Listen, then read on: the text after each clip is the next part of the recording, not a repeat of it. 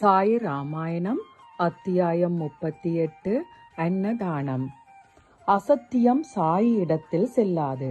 பொய்யை சொல்லி சாயியின் அருளை என்றுமே சம்பாதிக்க முடியாது. அசத்தியம் மனிதனை கீழே தள்ளிவிடும். கடைசியில் நரகந்தான் கிடைக்கும்.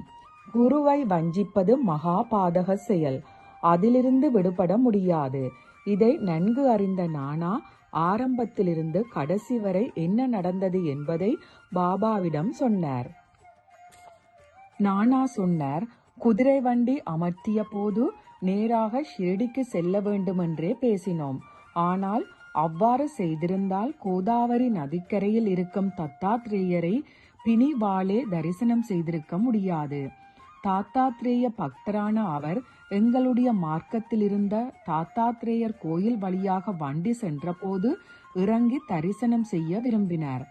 நான் இங்கு வரும் அவசரம் காரணமாக சிரடியிலிருந்து திரும்பி வரும்போது தரிசனம் செய்து கொள்ளலாம் என்று சொல்லி அவரை தடுத்து விட்டேன். ஷிரடி வந்து சேர்வதில் தாமதம் ஏற்படும் என்ற காரணத்தால் பொறுமை இழந்து தத்தர் தரிசனம் அப்பொழுது வேண்டாமென்று சொல்லி புறக்கணித்து விட்டேன்.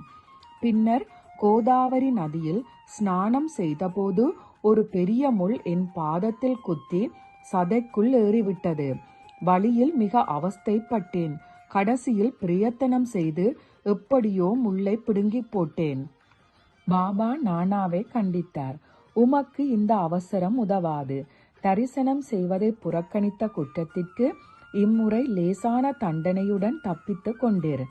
தொழுகைக்குரிய தேவரான தத்தர் நீர் இவ்விதமான பிரயாசையும் செய்யாமல் தரிசனம் தர காத்து கொண்டிருக்கும் போது அவரை புறக்கணித்து விட்டு நீர் இங்கு வந்தால் நான் மகிழ்ச்சி அடைவேனா என்ன?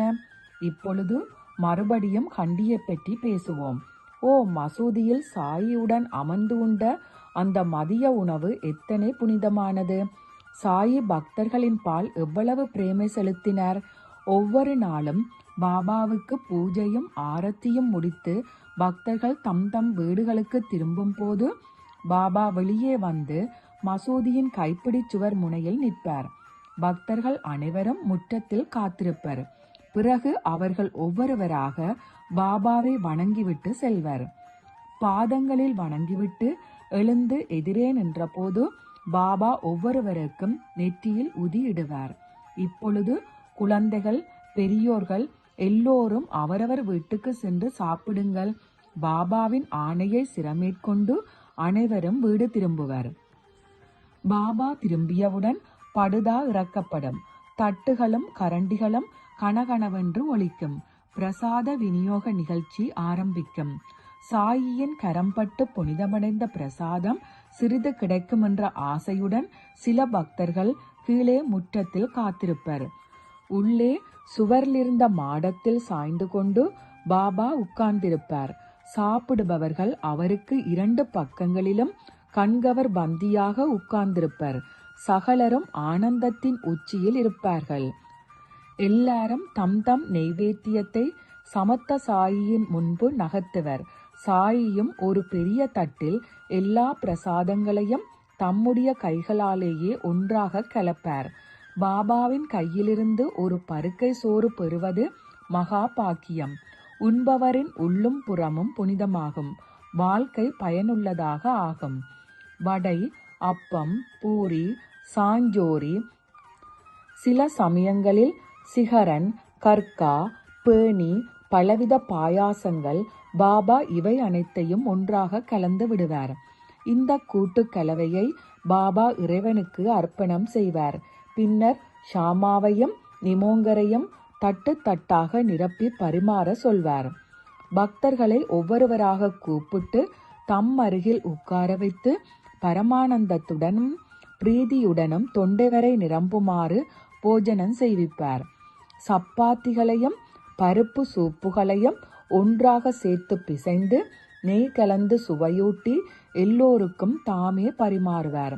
அந்த பிரேமையின் கலவையை சுவைத்த போது ஆஹா, அந்த பிரம்மானந்தத்தை யாராலும் வர்ணிக்க முடியும்? அதை உண்டவர்கள் வயிறு நிரம்பிய பிறகும் விரலை நக்கிக் கொண்டே போவார்கள்.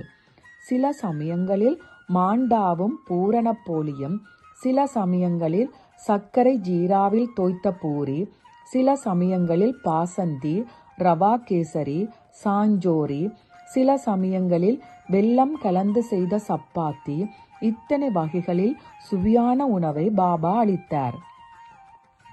சில சமயங்களில் வெண்மையான அம்பே மொஹர் அரிசி சாதம், அதன் மேல் பருப்பு சூப்பு, அதற்கு மேல் சுவை மிகுந்த நெய், சுற்றிலும் பலவிதமான காய்கறிகள் பரிமாறப்படும்.